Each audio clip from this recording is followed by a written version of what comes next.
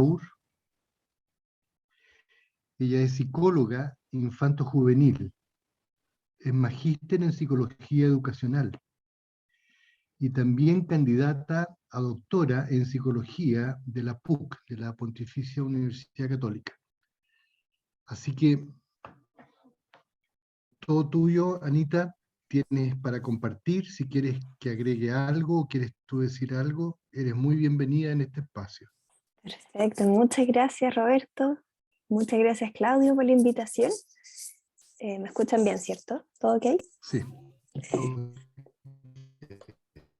Ahí voy a compartir, les voy a compartir una presentación. Eso. Ya.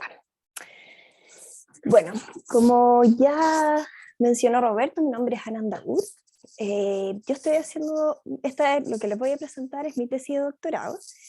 Está en ejecución, así que no les tengo tantos resultados por ahora, pero sí aspectos tanto teóricos que quizás puedan ser de interés y también del diseño, como para poder ver cómo poder responder las preguntas que surgen a partir de la problematización que se hace de esto, a partir del diseño que tengo en este momento. Está ocurriendo en este momento, ya tengo parte de la información ya realizada, recolectada, etcétera, pero hay otra parte que todavía está por ejecutarse, así que en algún momento ojalá les pueda contar cómo me fue con eso. Mi profesor guía es Christian Berger, con él estoy trabajando estos temas. Y espérenme, déjenme arreglar algo en mi pantalla, que si no me cuesta mucho eso. Ya. Y el título que le he puesto como de difusión un poco a esta investigación es cómo promover la compasión y la conducta prosocial más allá de los amigos. Entiendo que pueden haber muchos intereses en quienes están ahora aquí presentes, entonces voy a intentar de ir abarcando diferentes puntos. Si paso muy rápido por algunos puntos que les interesen, después me pueden preguntar o incluso me pueden contactar después, porque también hay hartos aspectos bien técnicos, metodológicos, que probablemente se pueden aburrir muchos acá, así que no voy a pasarlo ni me voy a detener tanto en ellos, ¿vale? ¿Qué había pensado compartir con ustedes? Por un lado es como la revisión del problema, desde donde surge la pregunta de investigación, revisar un poco el diseño de esta investigación, y dos reflexiones personales que son dos láminas bien breves, pero que creo que es importante a veces cuando uno investiga explicitar lo que no se explicita, ¿sí? Uno ve a veces artículos, uno escucha ponencias y todo se ve que funciona muy bien a veces, como todo calza, todos los análisis funcionan, etc. Pues, sin embargo, yo creo que hay aspectos tanto del diseño que son importantes, que van haciendo como especial énfasis cuando uno va haciendo algún tipo de investigación, y yo les voy a compartir los que a mí se me han hecho más relevantes en este contexto, y también una pequeña reflexión personal en relación al proceso de investigación, que justamente que no todo es miel sobre hojuelas cuando uno investiga.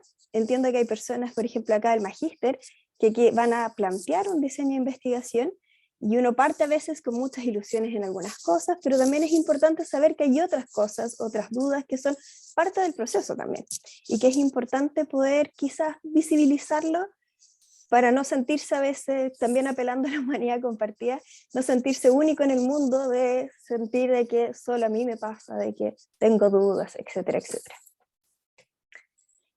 Les comparto un poco entonces el marco teórico, ¿vale?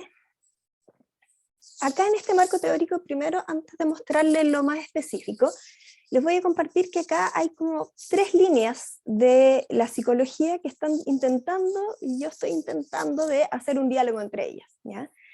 Muchas veces hay vertientes de investigación que corren un poco de manera independiente. Sin embargo, hay ciertos puntos que a mí me parecen interesantes en que pueden haber ciertos diálogos, sobre todo para la temática que les voy a mostrar.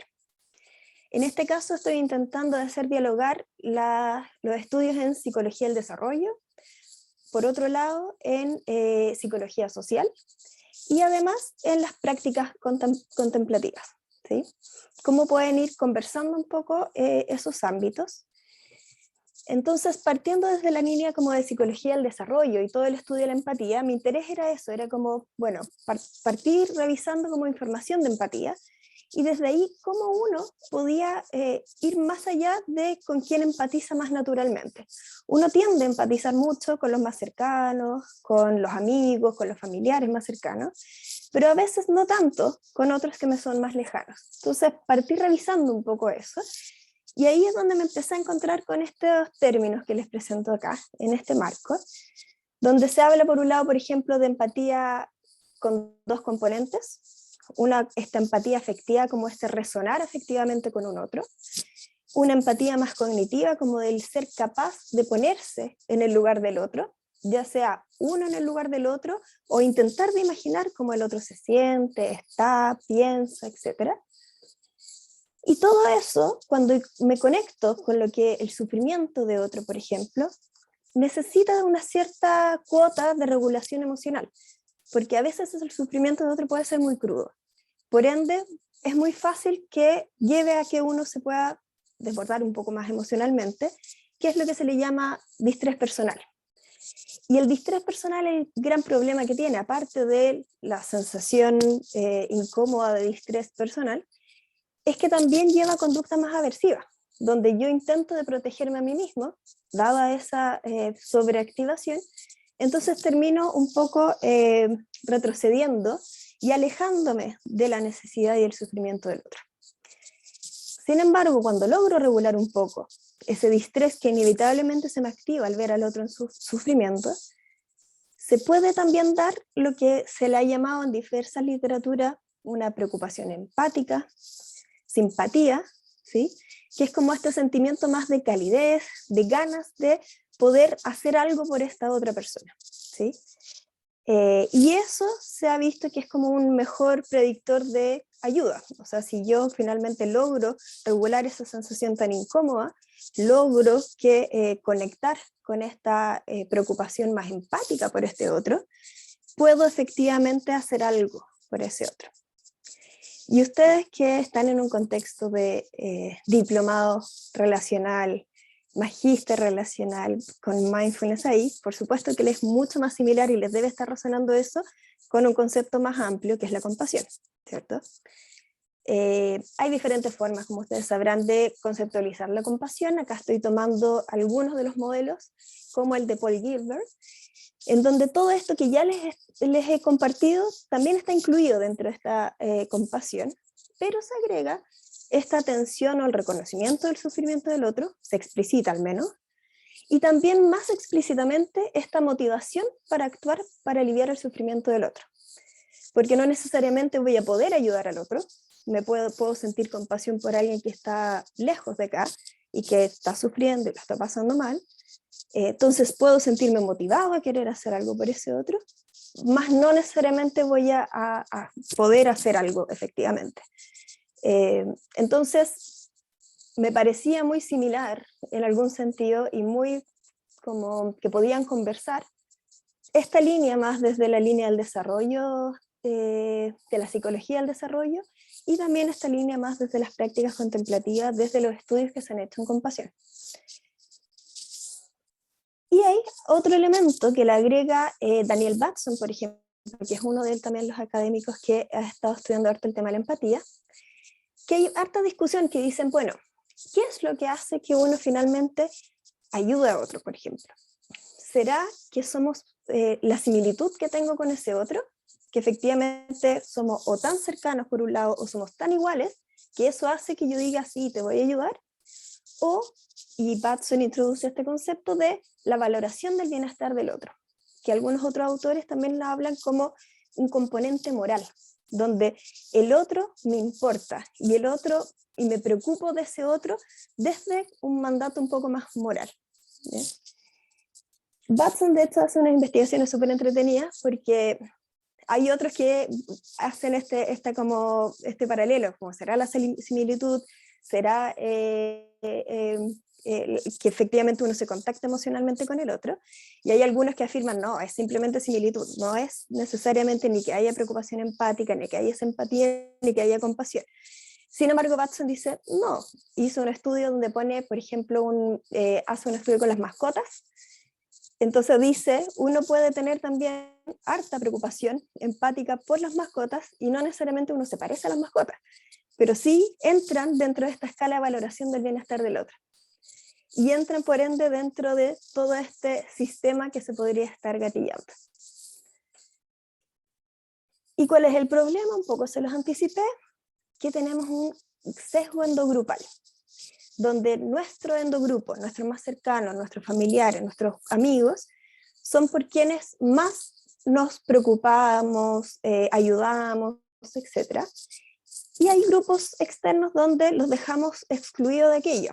Y no solo es que los ayudamos menos, es que muchas veces puede ser incluso, pueden ser objeto de nuestros prejuicios o pueden ser objeto de nuestras conductas más agresivas.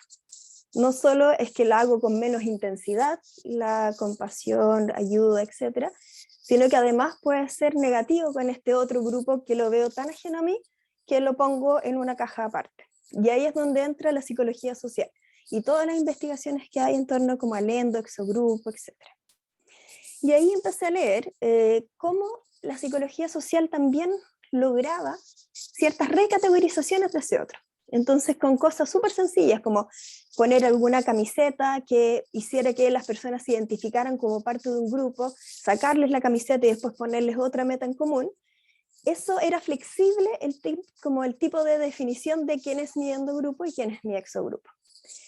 Y ahí fue súper interesante pensar, bueno, pero quizás podemos hacer eso a un nivel un poco más amplio. ¿Qué sería, por ejemplo, a nivel de humanidad? ¿Sí? ¿Qué pasa si yo intento esta dualidad? Yo reconozco la diferencia con un otro que conozco poco, que usualmente estaría en mi exogrupo, pero además veo las similitudes que puede tener este otro conmigo como ser humano. ¿Sí? Me contacto desde la humanidad que compartimos con este otro. Puede seguir existiendo que no sea mi amigo, que no sea mi más cercano, pero puedo reconocer esta humanidad en este otro. ¿Qué pasa si hacemos algo en ese nivel? ¿Gatillará mayor valoración del bienestar del otro? ¿Aumentará los niveles de compasión? ¿Aumentará la conducta de ayuda? Y esas son mis preguntas. Entonces las dos preguntas que estoy intentando responder son: ¿cómo afecta la humanidad compartida a la valoración del bienestar de otros, los niveles de compasión y la conducta de ayuda de los adolescentes tempranos? Estoy trabajando con ellos, sin embargo vamos a hacer una réplica con universitarios también, que eso va a estar súper interesante comparar los dos grupos. Y después también cuál es el rol de la valoración del bienestar de otros y de la compasión en la relación entre humanidad compartida y la conducta de ayuda.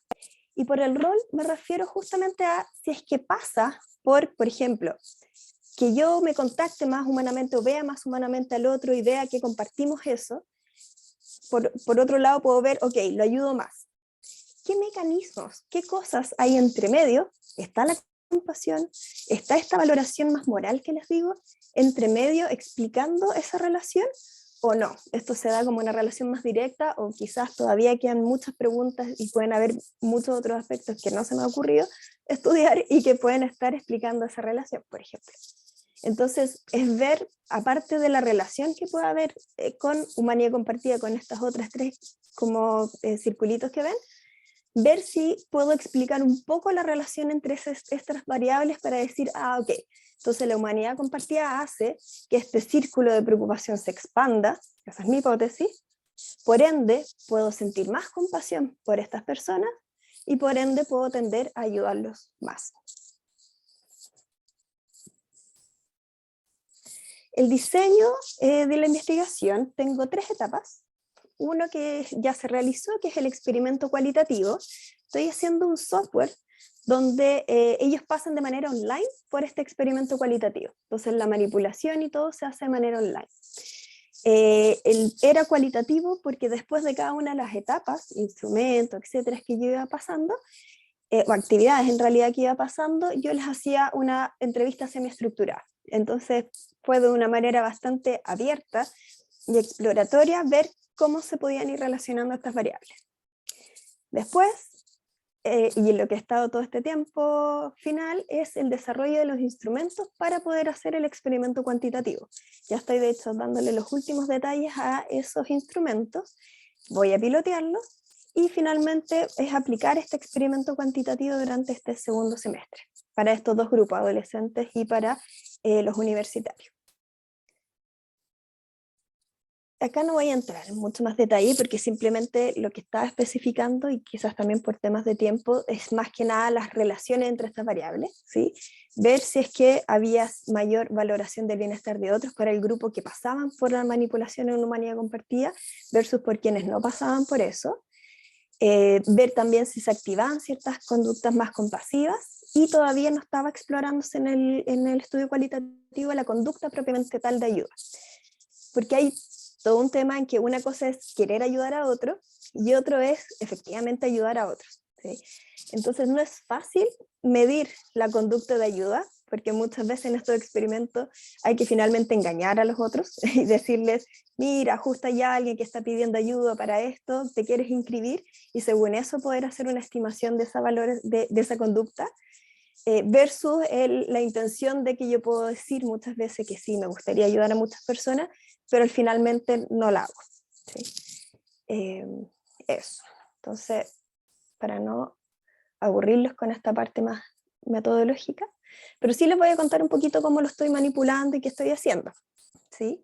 Que creo que puede ser interesante. En este caso participaron 20 adolescentes entre 11 y 13 años.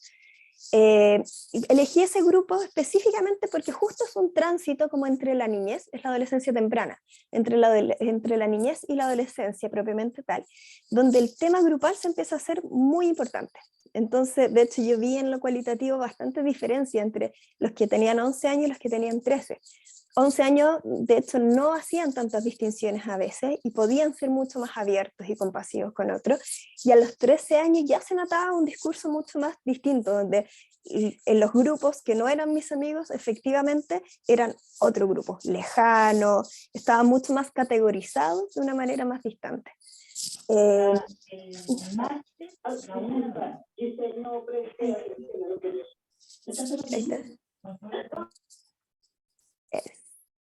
Ya. Fue asignación aleatoria al grupo y había un grupo de control.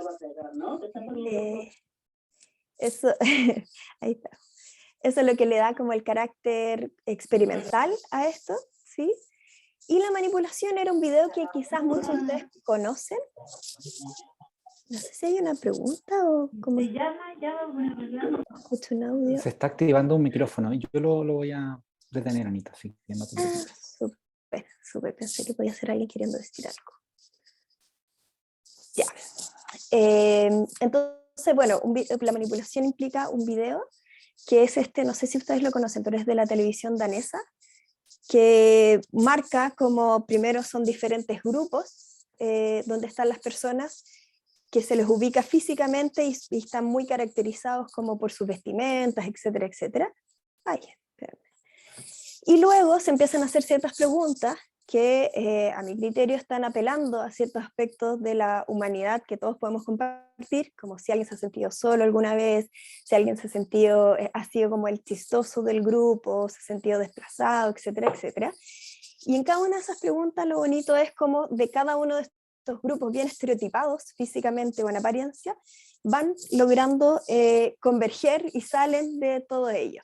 Entonces, el gran mensaje que sale al final del video es como lo que nos une parece que es más allá de lo que nos diferencia, ¿sí? O algo así, es como la frase que explícita, pero que está apelando efectivamente a ir más allá de las apariencias, ¿sí? Como a un segundo nivel donde compartimos cosas todos.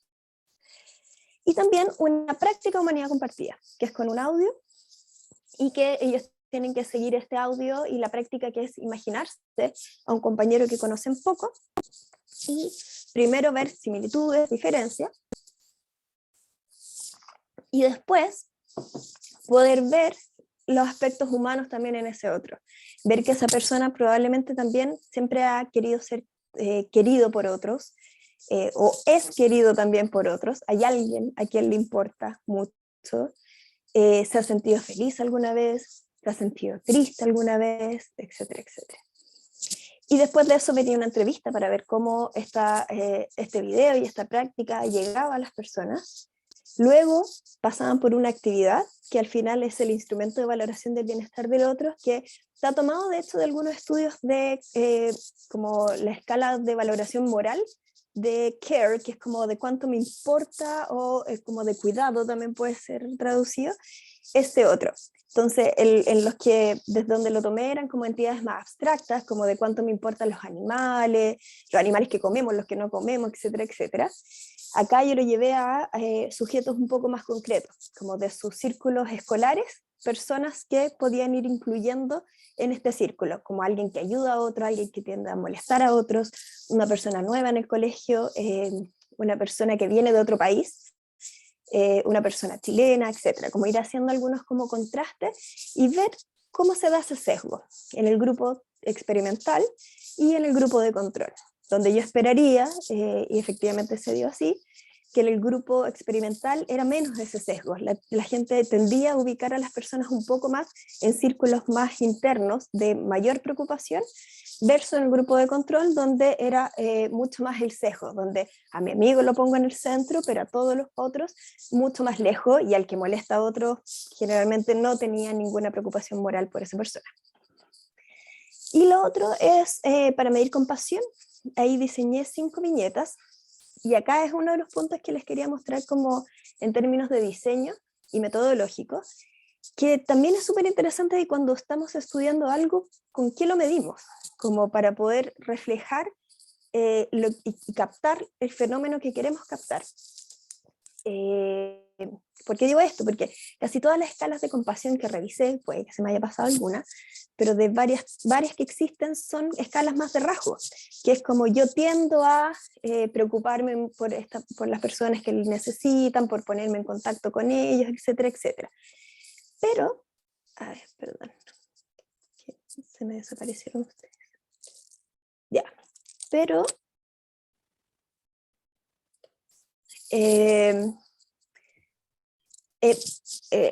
pero no habían como escalas que me permitieran medir el cambio en estado de la compasión.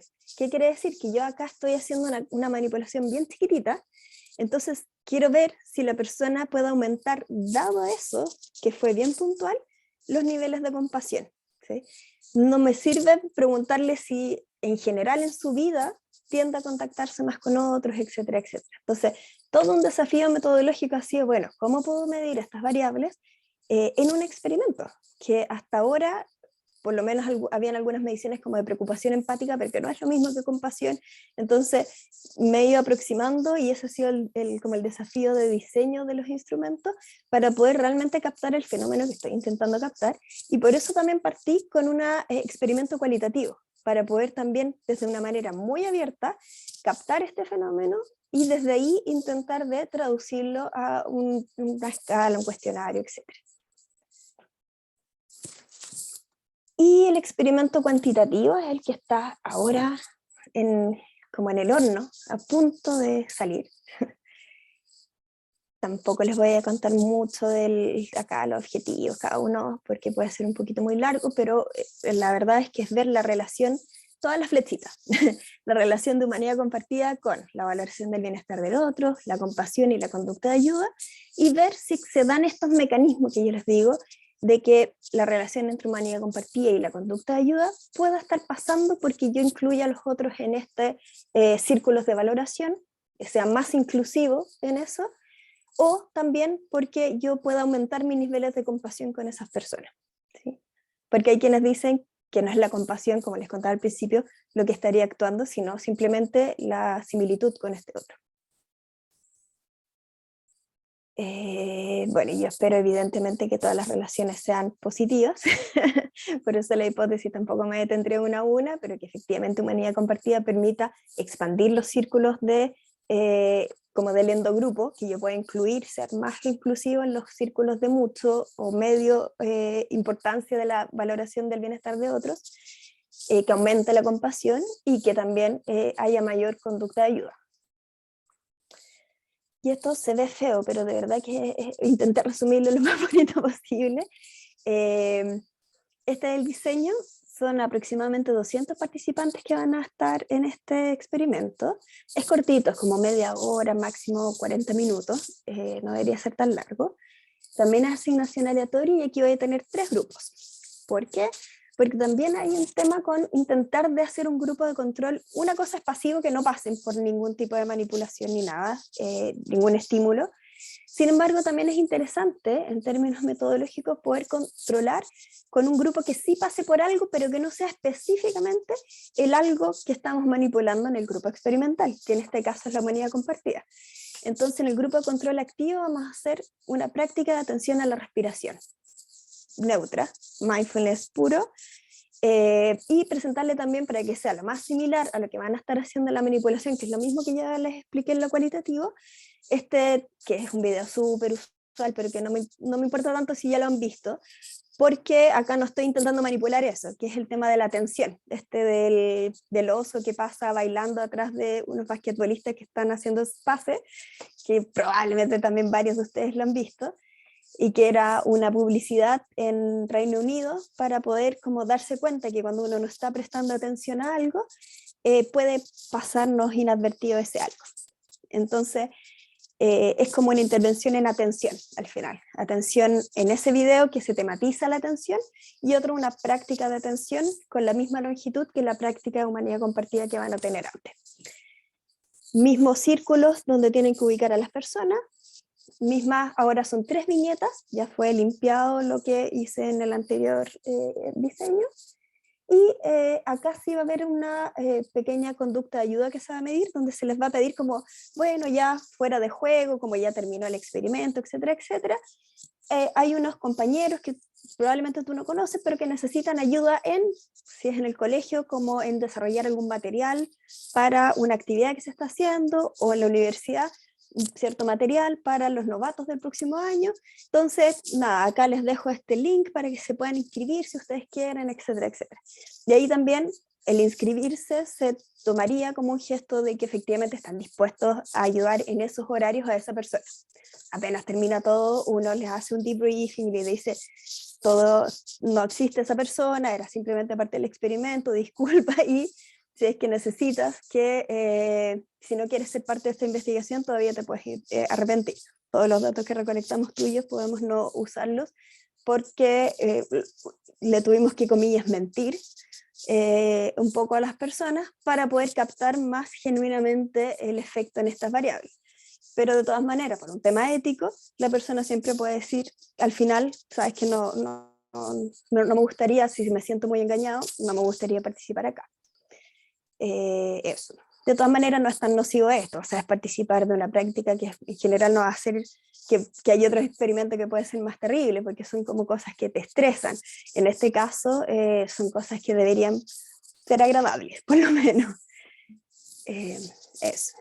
Y después evaluar la humanidad compartida, que en este caso, y ahí es donde también una de las reflexiones que les quería mostrar, es que en este caso dejé al final la evaluación, porque si es que la ponía antes, podía instalar ese tema en los grupos de control. Entonces me podía ensuciar un poco todo el otro diseño. Sin embargo, tampoco es lo ideal medir al final algo que debería estar midiendo cuando yo manipulé la humanidad compartida, ¿sí? Pero es como el trade-off que uno hace en estos diseños, al final. Como gano por un lado, pero también puedo estar perdiendo por otro. Y esos son los modelos, que no los voy a aburrir con estos modelos, pero son las cosas que pretendo meter a los software para después analizarlos y que me arroje los resultados y que me permita finalmente interpretar los resultados en función de las preguntas y ver si se cumplen o no en la línea que yo esperaba, o quizás no. Y lo último entonces, porque de hecho ya me quedan poquitos minutos, son justamente las 2 reflexiones que les quería plantear. Una es en relación a estos aspectos del diseño, que para mí ha sido como interesante de tener presente para responder estas preguntas, y otra es en relación al proceso de investigación. ¿Ya? Son solo 2 slides y con eso voy cerrando. Como aspectos del diseño, una, el potenciar el diseño a través de esta mezcla de metodologías cualitativas y cuantitativas. Yo creo que el diálogo entre ambos estilos o métodos puede ser súper interesante, sobre todo en fenómenos. Acá la humanidad compartida está bien poco investigada, hay muy poca evidencia de intervenciones que se hayan hecho al respecto. Entonces, partir de lleno con algo cuantitativo, por ejemplo, hubiese sido tirarse a la piscina vacía. En cambio, desde lo cualitativo, pude explorar mucho más el fenómeno y desde ahí poder ir construyendo también algo que respondiera a los adolescentes chilenos, al fenómeno que yo quería captar específicamente acá, y no aplicando cualquier tipo de escala o cuestionario que quizás puede ser muy interesante en otros países, pero quizás acá no. Sí. Después, la relevancia de estos instrumentos de medición. Una es utilizar instrumentos que se ajusten a lo que queremos responder y coherentes con el diseño. Ahí ya les conté un poquito esto del estado versus rasgo, que en este caso específico me pasó. Pero es interesante, por ejemplo, en otra investigación que estaba colaborando, teníamos una escala de medir conductas proambientales. Y ya la habían aplicado y yo empecé a hacer los análisis y no cuajaban los análisis, etc. Y ahí empecé a cuestionarme, bueno, ¿por qué no está cuajando esto? Y empecé a ver en detalle los ítems. Y claro, habían ítems, por ejemplo, como subo la calefacción en mi casa para poder estar en polera. Y decía, ok, en un contexto nórdico, donde quizá el sistema de calefacción permite una conducta como esa, puede ser un ítem súper interesante. Pero en Chile, donde la calefacción puede ser a leña en el sur, parafina acá o gas, donde uno no regula mucho la intensidad y jamás va a estar probablemente en polera dentro de la casa, subiendo esa calefacción porque tampoco puede regularla. Entonces claramente era absolutamente descontextualizado ese ítem, y así con muchos otros. Entonces también era como importante, para mí ha sido la reflexión como de, quizás necesitamos ver también si lo que estamos usando para responder lo que queremos responder es coherente en nuestro contexto, con la población que queremos, etc. Con evidencia de validación en Chile, por ejemplo. Y también cualquier aspecto, lo que les decía ahora, como de medir humanidad compartida al final, y otros millones de aspectos que me ha pasado, cualquier aspecto que uno inserte en el diseño puede generar ganancias, pero también tiene muchas veces un costo en otros aspectos. Entonces, uno no las puede tener todas, siempre hay limitaciones, y ahí tiene que ver cuál es el mejor diseño que nos permita responder lo que queremos. Y ahí el desafío es lograr como esta parsimonia que se llama metodológicamente los diseños, que sea el diseño lo más sencillo posible para responder las preguntas que queremos. Una vez y eso es parte del proceso que les quiero mostrar, que una vez puede como querer meterlo todo, empieza a leer y se entusiasma y quiere introducir muchos temas. Entonces acá mi aprendizaje personal es aterrizar expectativas, por un lado, tiempo, recursos, exigencias externas, qué es lo que me están pidiendo y qué no, e internas también, cuánto también yo mismo o mismo me puedo intentar de sobre exigir en ciertos aspectos. Simplificar lo más posible, aunque no lo crean, esto es la versión sencilla de mi tesis, era harto más compleja, pero ha sido todo un esfuerzo el poder simplificar para que sea lo más clara también en todo sentido. Y en ese sentido también les quería compartir que para mí ha sido un proceso bien como recursivo y en espiral. Y le puse como de lo divergente a lo convergente. ¿Qué me pasa ahí? Que muchas veces era como, ok, empezaba a leer, por ejemplo, ciertos artículos. Perfecto. Decía, divergente, ahí habría temas. Decía, ay, podría investigar esto. Convergía, perfecto. Y de repente habría otro artículo y decía, oh, entonces quizás esto no sirve, o esto me complejiza, o esto, etcétera, etcétera. Y desde ahí volver a, primero había una cierta angustia, lo reconozco, en ese minuto de cómo puedo volver a hacer dialogar esto que yo pensé que era una súper buena idea, ahora ya no la es tanto, cómo volver a converger nuevamente en algo sencillo, de nuevo, lo mismo que tenemos adelante, lo más posible, simplificar lo más posible sin quitarle complejidad o profundidad en realidad, más que al fenómeno. La relevancia del diálogo con otros para ayudar a pensar desde estas distintas aristas. En esta convergencia, para mí también ha sido súper interesante el poder dialogar con muchos otros, desde muchas distintas miradas, desde lo metodológico, desde lo teórico, desde la práctica, y poder desde ese diálogo también converger, a veces diverger y otras veces volver a converger. La importancia de la motivación por el tema, uno pasa harto tiempo haciendo investigaciones de este tipo, entonces es súper relevante como estar motivado por eso. Eso. Y tener presente también que podemos no obtener los resultados que esperamos, que la ciencia es así, también de eso aprendemos. Entonces todo lo que les mostré puede que no salga nada. Y parte de eso puede ser también un aprendizaje. Soltar un poco a esas ganas de que las cosas todas van a salir exactamente como yo esperaba. Si no hay un poco de riesgo, quizás no estoy tampoco arrojándome tanto en los temas. Entonces soltar también a, bueno, será lo que sea. ¿Sí? Eso. Muchas gracias. Espero no haberlos aburridos.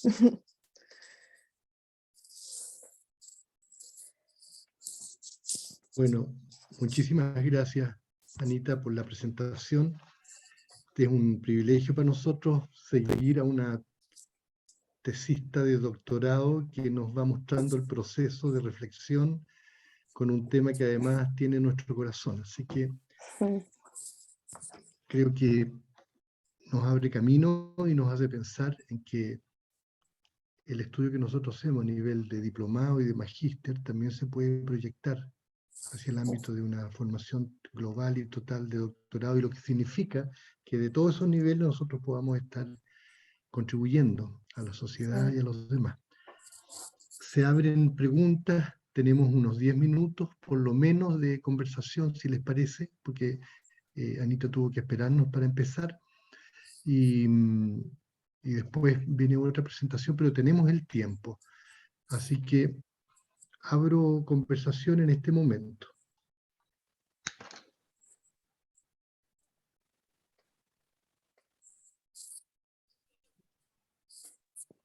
Acuérdense que estamos en cómo promover la compasión y la prosocialidad más allá de los amigos. Es un tema muy candente porque tal vez compartimos a veces mucha compasión y prosocialidad dentro de un ámbito, y claro, estamos dentro de la pseudoespecie, dentro de la tribu, y noto que hay una serie de términos relacionados con el estudio de la compasión, con la posición de Gilbert. Espero que lo vamos a comentar en un momento dado. Pero le quisiera dar la palabra inmediatamente a Claudio, que ya tiene la mano levantada. Hola Anita, ¿cómo estás? Hola Claudio, bien, gracias. Oye, lo primero que te quiero es agradecer tu transparencia por compartir la ruta de sensaciones de eso que te fue apareciendo y que te fue aconteciendo en la investigación. A veces uno ve exposiciones de investigación en donde todo ya cuadró, ¿no?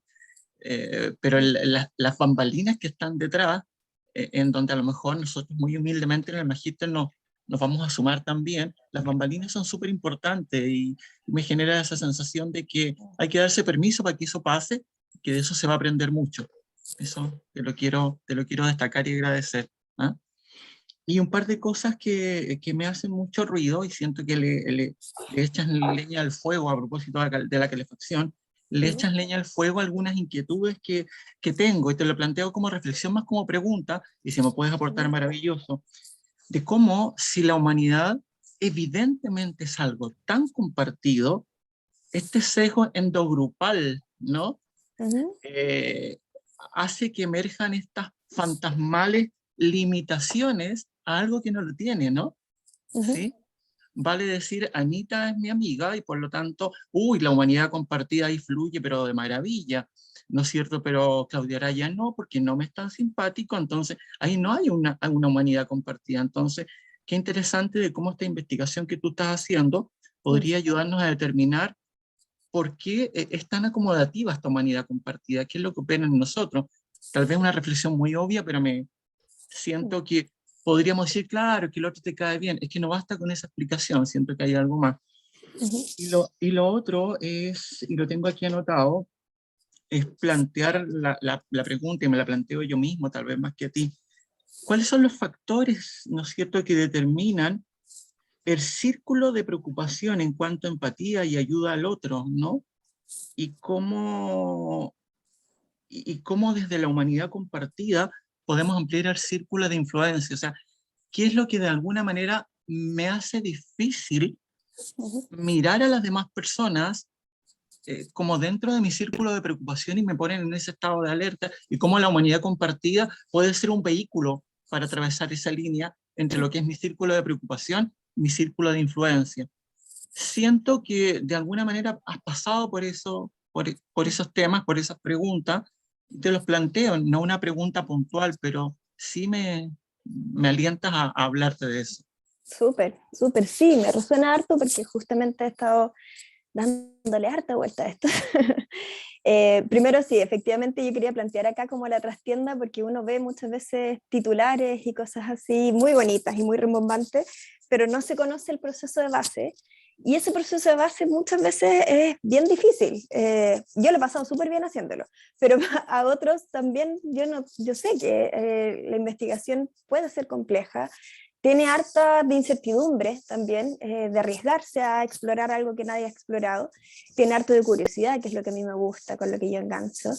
Eh, pero sí es importante como nuevamente apelar a eso que compartimos como experiencia de que somos humanos, nos frustramos, hay cosas que nos salen, nos cuesta conseguir muestras y hay muchas cosas que son parte del proceso y que es importante saber de que, bueno, también es parte del proceso y así cuando uno lo enfrenta también se hace un poco más fácil, creo yo. Sobre el tema de la humanidad compartida que tú dices como de este sesgo, desde dónde surge, hay harta investigación que... no sé cuánta evidencia en realidad robusta puede haber de eso, pero se cree que hay un origen medio evolutivo, como especie para poder sobrevivir. Era súper importante saber quiénes eran las amenazas y quiénes son nuestros amigos, nuestros más cercanos, etc. Entonces, como decía Roberto, mi tribu es a quien protejo, con quienes tengo que yo hacer todo para poder sobrevivir. Y a cualquiera que esté fuera es una amenaza y por lo tanto lo tengo que atacar, etcétera, etcétera, o ponerle barrera o subir muros, zanjas, les puede sonar familiar alguna de estas cosas que le estoy diciendo, para poder como reducir esa amenaza. Y esto sí es bien increíble si uno lo empieza a ver, porque acá yo les presento un diseño bien experimental como de ver si estas variables se pueden relacionar, esto en adolescentes tempranos, como en un contexto escolar, pero imagínense este mismo tema en política o en inmigrantes, por ejemplo. En Antofagasta, si yo tomo una muestra ahí, probablemente va a ser muy distinto que si la tomo acá mismo en Santiago, por ejemplo. Depende del barrio también. O sea, hay mucho que uno a veces dice, bueno, qué raro si uno sabe que es humano, pero es que, claro, hay cosas y experiencias que empiezan a hacer que uno al otro lo empieza a tratar como un otro menos humano que yo, ¿sí? No lo explicitan así, pero sí empieza a tener ciertos prejuicios. Entonces, que son flojos, que vienen a puro, no sé, ganarnos el trabajo, y muchos estereotipos y prejuicios que hacen que por ende la conducta hacia ellos sea de discriminación, etcétera, etcétera, ¿sí? Y muchas de estas cosas no somos conscientes. Entonces, eso es lo complejo también, que no, a veces, incluso no sé si les pasa, acá veo a varias mujeres, pero que hay temas de mujer, como el patriarcado, mujer, todo esto que ha estado bien en boga este último tiempo, que son súper invisibles porque somos hijos de una cultura. Entonces, cuesta mucho darse cuenta de que uno misma, mujer, etcétera, etcétera, actúa de una manera muy machista en algunas ocasiones, por ejemplo, ¿sí? Una misma que dice, no, si yo soy feminista, yo apoyo, etcétera, etcétera, pero es tan implícito como operamos en el mundo con eso, que nos es muy ciego. Entonces, no te levantes, yo levanto los platos, pequeños gestos que pueden ser como, wow, mi madre me enseñó así, la madre de mi marido le enseñó así, etcétera, etcétera, por ende, nos vamos replicando ese tipo de prácticas que no son poco conscientes. Y por eso el humanizar al otro, cuando tengo a este otro en un lugar que no es como yo, a ellos les gusta el ajedrez, a mí me gusta el deporte, por ejemplo en el contexto colegio, puede ser súper interesante, es decir, aunque al otro lo encuentre súper nerd, que le gusta el ajedrez, tengo toda esta etiqueta igual, pero igual es verdad, y varios de los en las entrevistas cualitativas me decían, es verdad que nunca me había dado cuenta que debe ser súper importante para sus amigos, no para mis amigos ni para mí, pero para sus amigos es súper importante, para su familia es alguien que es súper querido, así como mi mamá me quiere a mí, también su mamá lo debe querer, o alguien lo debe querer. Si tiene una relación conflictiva, alguien debe cuidarlo, alguien debe preocuparse de él, ¿sí? Y ver eso, a varios les decían como, wow, nunca lo había visto, como a este compañero que conozco poco, que imaginaban en el ejercicio, como de esa manera, como de poder notar que podíamos compartir algo, ¿sí? Siempre veían más la diferencia que es bien aparente, es bien de la imagen. Bueno, aquí se atraviesan muchos temas, pero en una cultura que estamos invadidos por la imagen, simplemente por cosas, imagínense Instagram, Tinder, todas estas cosas que nos estimulan solo imágenes y discriminamos. Yo siempre me impacto, disculpen que les sea tan honesta, pero buscar pareja por Tinder y discriminar así a si puedes o no ser una pareja adecuada para mí, me parece bien curioso, como ¿puedo discriminar de esa manera? ¿Tengo la información necesaria disponible para saber si puede ser una buena pareja para mí o no? ¿Sí? Puede ser útil para mucha gente, no, no estoy diciendo que no, pero encuentro súper interesante el poder ir un poco más allá y decir, wow, también podemos compartir cosas más allá. Me extendí un poco quizás. Bueno, No, te lo agradezco mucho, Anita, y pucha, me llevas a otra cosa también, el cómo de repente en la misma docencia en los colegios, ¿no es cierto?, nos olvidamos y me hace mucho sentido que hayas hecho referencia a la psicología del desarrollo y la psicología social, porque también en educación, en contextos educativos tal vez menos éticos, al niño que está en una clara etapa de desarrollo y al adolescente que está en su proceso de búsqueda, ¿no es cierto?, un docente lo puede tratar como muy ambiguo, como no tienes claro, ¿te fijas?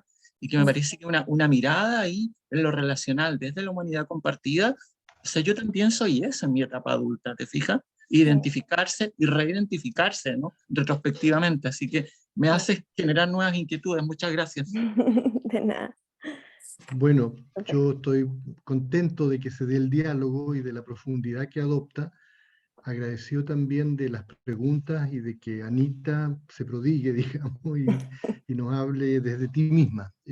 Mira, te dejo planteadas, elige alguno de estos tópicos que a mí me dan vueltas, si te parece, toma un minutito, tal vez muy corto, pero tocaste temas como empatía afectiva y cognitiva, interesante para las personas distinguir eso, como que alguien tuviera que decir, oye, así que hay personas que a lo mejor entienden empatía como algo cognitivo, interesante, y cómo es diferente con lo afectivo, o, por ejemplo, un leitmotiv que ha sido en algunos años de nuestros cursos, los últimos años hemos discutido mucho, que la compasión y la Tania Singer, que no es la empatía, y tú juntas empatía interesante. Nosotros hemos defendido mucho la conexión empatía-compasión, sin cortar el hilo y sin por eso no diferenciarlo.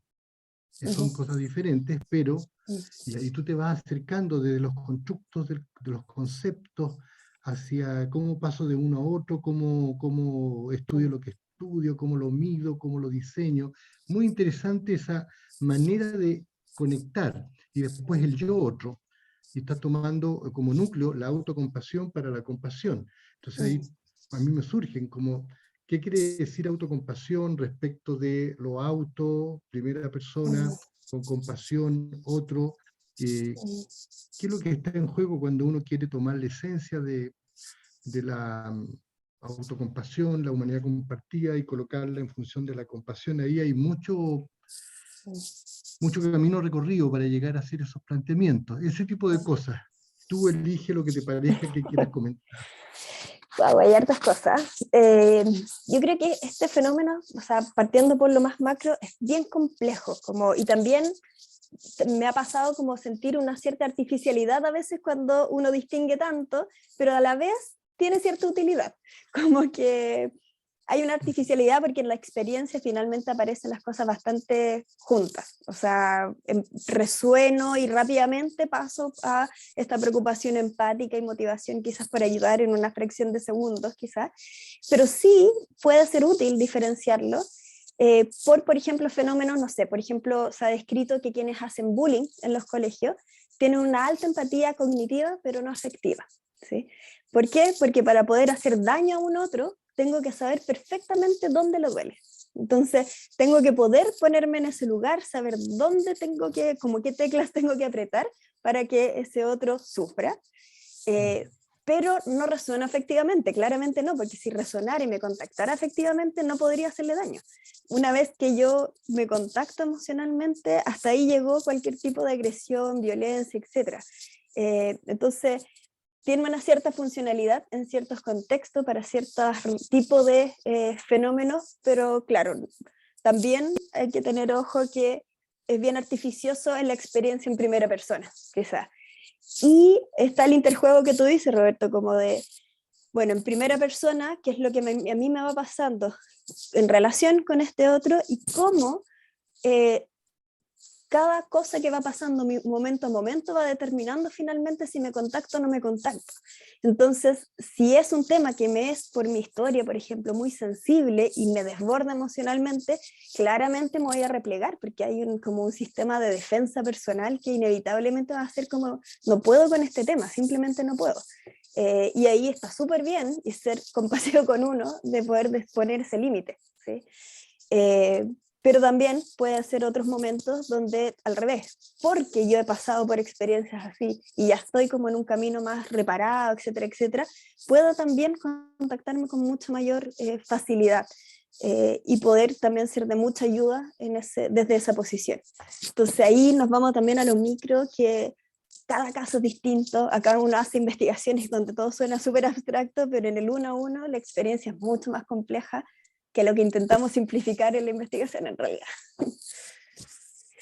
Bueno, muy agradecido, muy contento. Yo sé que deben haber más personas. Lo vamos a dejar aquí esta parte. Si hay preguntas, las pueden formular. Anita va a dejar sus referencias y sigue el contacto abierto, porque cada presentación parece que nos abre espacio para querer tener grupos específicos de estudio que ahonden más en esto. Así que muchas gracias por tu presentación. Serás bienvenida nuevamente. Espero que nos volverás a visitar. De todas maneras, muchas gracias. Gracias, Anita. Ahora doy paso a Claudio, que sigue con otra. Sí, se abren temas y se van a seguir abriendo. Y quiero invitarles ahora a continuar en este bloque donde estamos centrándonos en la educación, en la formación, en cómo lo contemplativo y la acción compasiva podemos ir llevándola a la práctica. Y junto con el trabajo de Anita, creo que también la presentación que viene ahora refleja el trabajo de dos investigadoras chilenas que están haciendo un aporte muy significativo en este campo, ¿no? Y tengo el gusto de presentar e invitarle a compartir su trabajo de doctorado también a Bárbara Porter, que por ahí la veo desde Concepción, amiga, colega, compañera del diplomado, profesora, compañera de muchos espacios. Ella es psicoterapeuta, psicóloga clínica, formada en la Universidad Católica, investigadora, practicante, pionera en el tema del mindfulness en Chile. Siempre que la presento, quiero resaltar mucho su trabajo y uno de los bellos libros que tiene, que se llama La vida es ahora. Y actualmente Bárbara está está en la última etapa de su trabajo de doctorado en la Universidad de Concepción. Y nos va a hablar, tenemos el gusto de poder escucharte, Bárbara, nos vas a compartir sobre mindfulness y autorregulación en la atención, en las emociones en niñas y niños. Así que muy bienvenida, estás en tu tiempo y gracias por estar aquí, Bárbara. Muchas gracias, Clau. Muchas gracias al equipo, Roberto, por la invitación. Feliz de estar acá. Y nada, quiero contarles básicamente mi experiencia y me tomo de las palabras de Anita, que fue muy honesta, como de todas las caras que tiene la investigación. Ahí les voy a ir contando los chascarros que ocurrieron backstage con todo esto que aparece como tan bonito. Así que voy a tratar de ir contándolo lo más simple y entretenido posible, entendiendo que la investigación a veces llegamos a la investigación con un poquito de susto, ¿cierto? Como uy, esto no es para mí, es como tan árido el método, los metodólogos son como gente rara, ¿cómo les puede gustar la metodología, ¿cierto? Y de a poco nos vamos dando cuenta que es una herramienta para generar conocimiento, ¿cierto? Para poder ir, me encanta esta palabra como en hombros de gigantes, no partimos de cero. Está bonito eso, como que a partir de lo que otros investigaron yo puedo avanzar un poquito más y avanzar un poquito más y quizás lo que yo haga va a servir para que otros avancen un poquito más. ¿vale? Entonces les quiero compartir, si me permite, ahí puedo compartir, genial.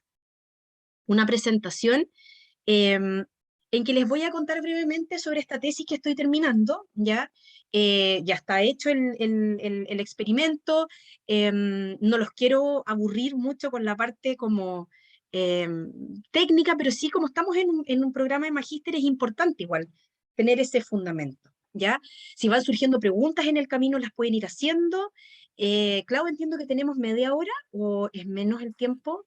25 minutos, Bárbara. Vale, 25 minutos. Genial. Súper, entonces les quiero partir mostrando por qué llegué a este tema, ya, de la autorregulación de la emoción, de la atención, por qué con esta edad, ya, de dónde surge este problema de investigación, que es donde uno quizás más sufre. Cuando tengan que plantear su pregunta de investigación, quizás en la etapa previa a llegar a esa pregunta, formular la pregunta, ¿cierto? Los objetivos, elegir el método.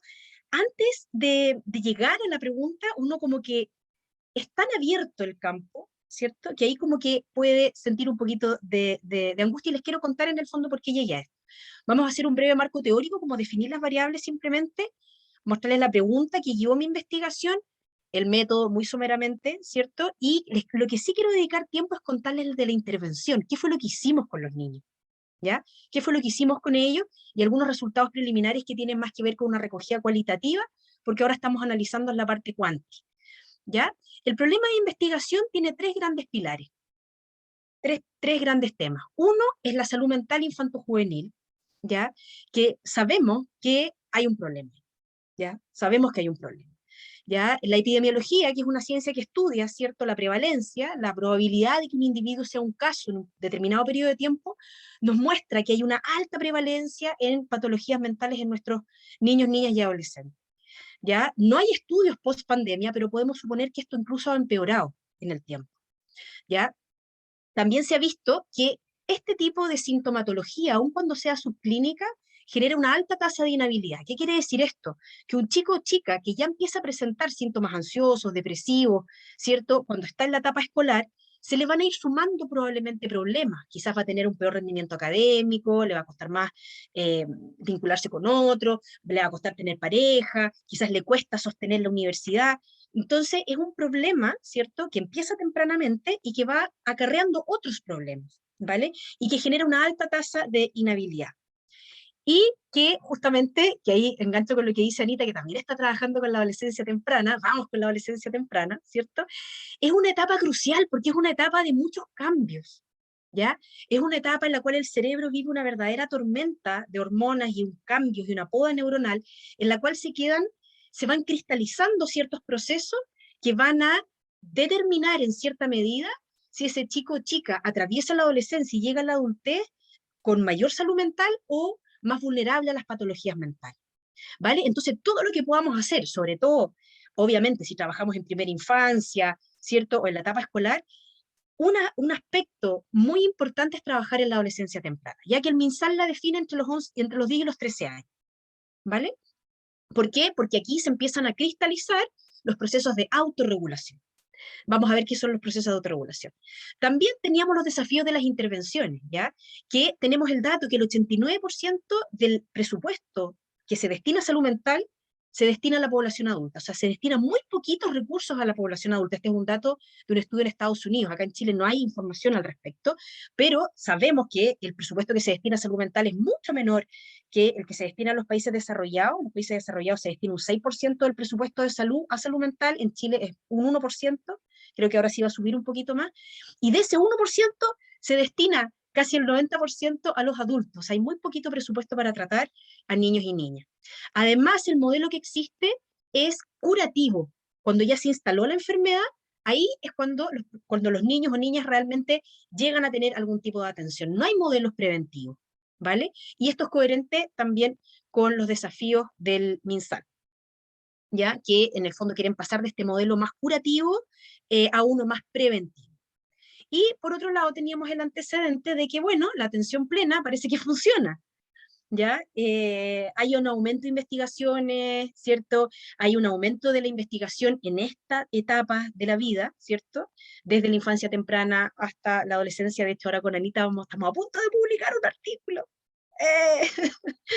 Que estamos haciendo las últimas correcciones, y ahí apunta, es una revisión sistemática que hicimos con sangre, sudor y lágrimas, para que sepan, en realidad, sobre todas las intervenciones, o la gran mayoría de intervenciones que se han hecho, pero con una mirada evolutiva, con una mirada del desarrollo, que no existe hasta ahora, ¿cierto? ¿Qué pasa con los niños en la primera infancia, en la etapa escolar, en la adolescencia temprana, en la adolescencia media, tardía?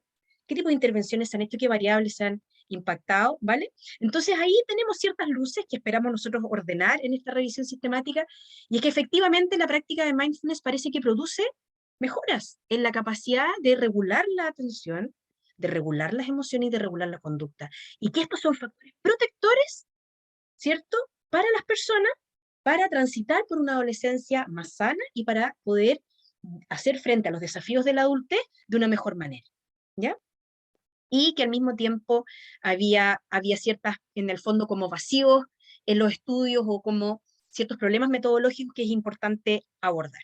Entonces, en el estudio particular que les voy a mostrar, nos basamos en este modelo, que es un modelo de Tang y Posner. Posner es un investigador en atención muy conocido, ¿ya? Y que incorpora ahora mindfulness, y es muy simple. Si ustedes se fijan en la práctica de mindfulness, y siguen estas tres variables, y que esto estaría de alguna manera implicando una mayor autorregulación, ¿ya? Lo que nosotros hicimos fue centrarnos básicamente en estos dos puntos: la regulación de la atención y la regulación emocional, ¿vale? Cómo la práctica de mindfulness puede incidir en estos dos factores. ¿Y qué es lo que nos dimos cuenta?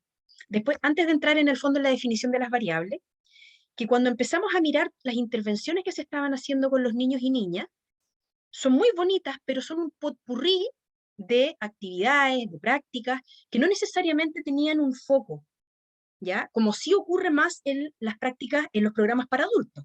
En los programas para adultos está el MBCR, ¿cierto?, que trabaja atención, está el programa, el Mindfulness Based Emotional Balance, que trabaja emociones, están los programas de compasión, de autocompasión.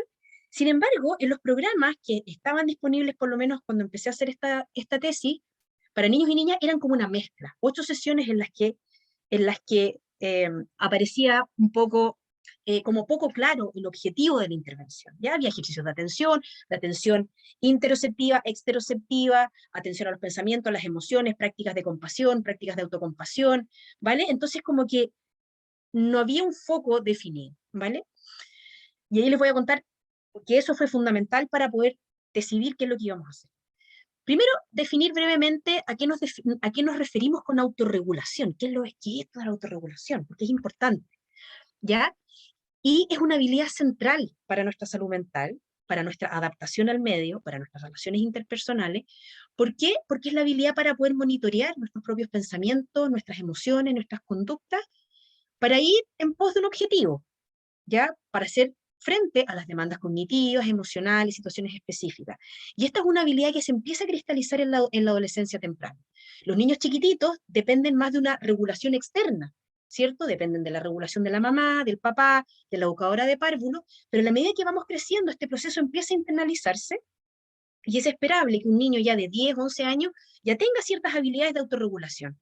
Por ejemplo, si tiene que leer un texto y se distrae, que sea capaz de darse cuenta, ¿cierto?, hacer la metacognición de, uy, me estoy distrayendo, y poder volver a el texto. Cuando un niño no logra ese tipo de habilidades, se ven consecuencias, como vamos a ver, en su desarrollo, ¿ya? Entonces aquí se distingue entre los procesos de autorregulación de la emoción, cognitiva, de la conducta, ¿ya? Y que estaría a la base del control inhibitorio, ¿cierto?, que tiene que ver con lo que se llama como comúnmente control de impulsos, ¿ya? Que es como que ganas de pegarle a mi profesora, pero no puede ser una mala idea, ¿cierto? Mejor me voy a quedar callado y después voy a hablar con ella, ¿ya? Ahora, yendo específicamente, ¿por qué trabajar con esta etapa de la vida? Ya se los había adelantado, pero es una etapa crucial en la cristalización de los procesos autorregulatorios, ¿ya? Y esto se ha visto que una deficiente capacidad de autorregulación impacta negativamente en la adaptación escolar, en la salud mental y física, además también del nivel socioeconómico en la adultez, ¿vale? mayores habilidades de autorregulación se relacionan con un mayor bienestar, es un factor protector en la salud mental, me cuesta menos mantener relaciones interpersonales efectivas, me puedo adaptar mejor, ¿vale? Entonces, si tenemos que, de alguna manera, generar programas para prevenir, para promover habilidades, puede ser bueno en la adolescencia temprana trabajar las habilidades de autorregulación. ¿Por qué? Porque en esa edad se cristalizan y además van a ayudarle a ese joven, ¿cierto?, a transitar por la vida de una mejor manera. Simplemente una definición de atención, no voy a entrar en la definición de las redes neurales y toda esa lata, la tengo si a alguien le interesa, pero la atención se define básicamente como un proceso cognitivo en la cual podemos procesar una cantidad limitada de información dentro de una gran cantidad de información existente, ¿ya? Dentro de una gran información existente. Hay distintos procesos neurales que tienen que ir con la alerta, con el shifting, con la focalización, ¿vale? Y eso nosotros también lo medimos en nuestro estudio, como les voy a contar más adelante. Atención, de esta manera, no es equivalente a atención plena. Aquí estamos hablando de la función cognitiva de la atención, pero lo que queremos ver es si la atención plena tiene un rol, ¿cierto?, en el fortalecimiento de la capacidad de autorregular la atención. Y se ha visto, ¿cierto?, no voy a leer todo esto porque es una lata, ¿cierto?, pero sí que la autorregulación de la atención tiene muchos efectos positivos, ¿ya? ¿Por qué? Porque el poder regular mi atención incide en los otros procesos autorregulatorios. Si yo puedo regular mi atención, ¿cierto?, puedo poner foco en quedarme con los pensamientos que me hacen bien, dejar ir a los pensamientos que me hacen mal, poner foco a las emociones, a lo que estoy sintiendo, y desde ahí poder pedir ayuda, por ejemplo, ¿ya? Estos niños son más capaces de darse cuenta de sus cogniciones y poder responder de manera flexible, pudiendo adaptar su conducta a las demandas de la interacción social. También se relaciona con resultados académicos, ajuste social, ¿ya? Y también fíjense que es un factor protector frente a la parentalidad patogénica. O sea, niños que tienen, por ejemplo, padres que no tienen competencias parentales suficientes, también el poder regular su atención los ayuda, ¿ya? Los protege. También pueden ser menos susceptibles a la influencia negativa de sus pares, ¿ya? Y por otro lado se ha visto que un bajo nivel de regulación de la atención justamente en niños de esta edad, ¿cierto?, se ha asociado a mayores niveles de ansiedad, estrés, agresión, bueno, y este síndrome que es como ahora post pandemia es como el hit, bueno, ha sido el hit por varios años, pero el síndrome de déficit atencional y de hiperactividad, ya que hay un sobrediagnóstico tremendo, y que ahí en el fondo es como diagnosticar, yo siempre digo diagnosticar la fiebre, pero no lo que está pasando en el fondo del niño, qué es lo que hay al fondo, ¿ya? Ok, entonces, ¿qué tipo de intervenciones hay? ¿Ya? A pesar de la evidencia que existe respecto a la importancia de estos procesos, ¿ya? No hay muchas intervenciones que se enfoquen directamente en esta habilidad, ¿ya?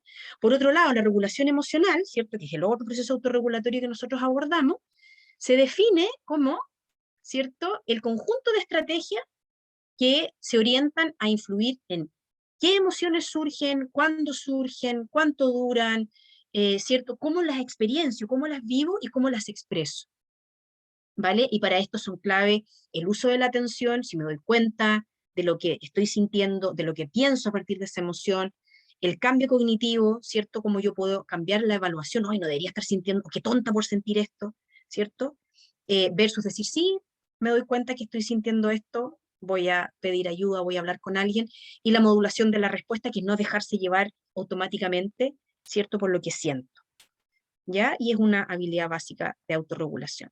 Entonces, ¿qué es lo que pasa? Cuando hay autorregulación, esto se asocia con resultados positivos en el ámbito académico, una mejor capacidad para establecer relaciones interpersonales, mejor salud en general, etc. Y por otro lado, las dificultades en la regulación emocional se asocian a más patología, en resumen, ¿ya? Entonces, en resumen, vimos que hay un problema de salud mental en nuestros niños, niñas y jóvenes, no se destinan muchos recursos, lamentablemente. Mindfulness da una oportunidad, da una vía, quizás no es la única, pero tenemos indicios de que esto puede funcionar. ¿En quién puede funcionar? A ver, trabajemos con los adolescentes tempranos, que parece que en esa etapa hay una ventana importante para trabajar los procesos autorregulatorios, ¿cierto? Y básicamente vamos a trabajar con el proceso de regulación de la atención y de las emociones.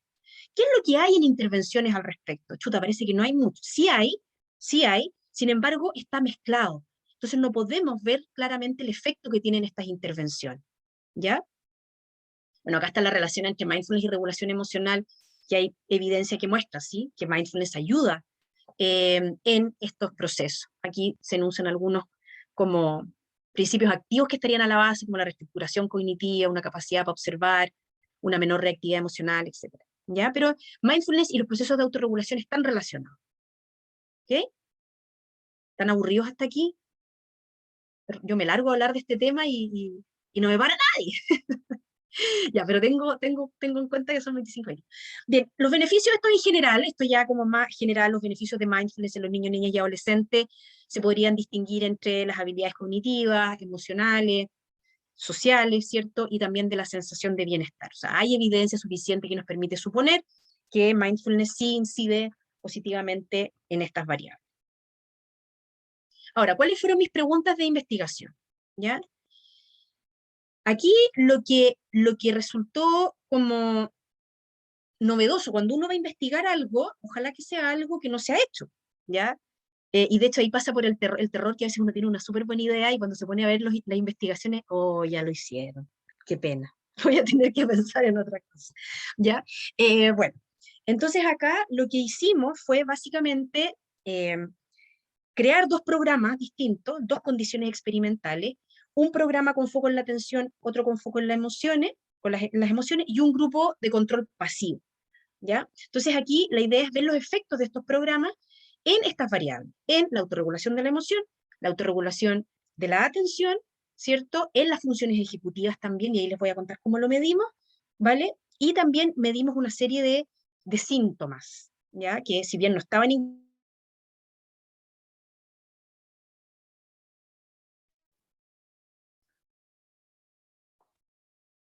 Creo que se cayó. Bárbara, ¿sí? Vale.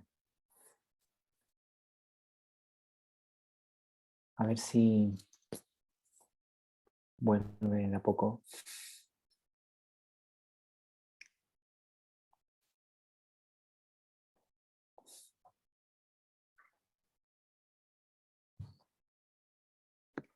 Que nos olvide que está Siempre, en Concepción. sí, sí. Y bueno, ya es tremendo que estemos conectados así, ¿no?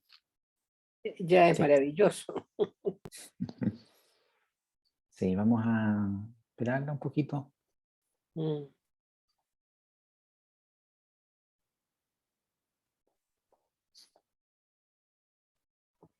Ojalá se haya dado cuenta que se cayó. A veces uno sigue Hay hablando y que, está... hay que llamarla por WhatsApp. A lo mejor llamarla por WhatsApp y avisarle. Vale. Ah, me dice que se le cortó la luz. Ah, eso sí que es peor. Así que Concepción. se va a tratar de conectar desde el teléfono. Claro. No, así que esté tranquila, que cuando pueda... Ojalá tenga batería también. Estamos tan lanzados con toda esta cuestión. Estábamos ahí Autorregulados. atendiendo. Autorregulados. Autorregularse nomás, ahora. Puedo regular mi atención, pero no sé si mi emoción. Por favor, por favor. Por favor. Aquí. Ahí me dice que está tratando de entrar. A ver Sí. si...